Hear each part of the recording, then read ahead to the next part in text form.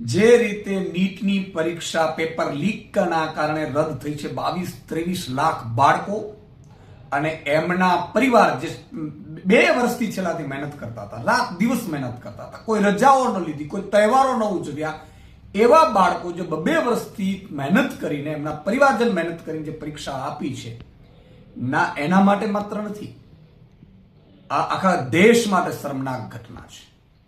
તમે વિચાર કરો, ગુજરાતમાં છેલ્લા કેટલાય વર્ષોથી 21 જેટલા પેપર લીક થયા છે. આ જ સિસ્ટમ કોઈએ કેન્દ્રમાં લાગુ કરી છે. હવે કોના કારણે લાગુ કરી છે ખબર નથી. શું એમને પોતાના પાસ કરાવવા માટે આ કર્યા છે? જેમ ગુજરાતમાં પણ કેટલીક ભરતીઓમાં પોતાના પાસ કરાવવા માટે, મળતિયાઓને પાસ કરાવવા માટે પોતે જ લીક કરાવતા એવું ઘટના બની છે. આજે તમે જુઓ, ગુજરાતમાં આટલા પેપર લીક થયા, કોઈ મોટી સજા નથી. અમે પેપર લીકનો વિરોધ કર્યો, તમને બહુ મોટી સજાઓ થઈ હતી, જેલમાં ગયા હતા. પેપર લીક કરવા વાળાના ચમરબંધીઓ કોઈ પકડાતા જ નથી. એ સેમ સિસ્ટમ કેન્દ્રમાં લાગુ થવા માંડી છે.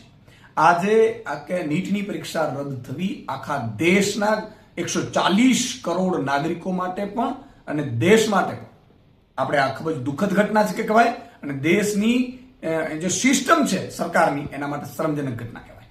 આવી ઘટનાઓ જો બનતી રહેશે તો કઈ રીતે બાળકો વિશ્વાસ કરશે? આજે 2 વર્ષ સુધી રાત દિવસ મહેનત કરીને બાળકો અને એના પરિવારો બધા નીટની પરીક્ષાની તૈયારી કરીને નીટની પરીક્ષા આપી. શું તમને લાગે છે એ જે બાળકો નીટની પરીક્ષા આપી ચૂક્યા હશે, બીજા દિવસથી એટલા મોટો હાશકારો મેળવ્યો હશે અને એ એન્જોય કરતા હશે ત્યારે વેકેશનનું, ત્યારે આ બાળકો ઉપર ફરીથી વૃજગાત થઈ ગયું, ફરીથી પરીક્ષા આપવી પડે તો ફરીથી એ બાળક નીટની પરીક્ષા માટે કેટલો તૈયાર થશે?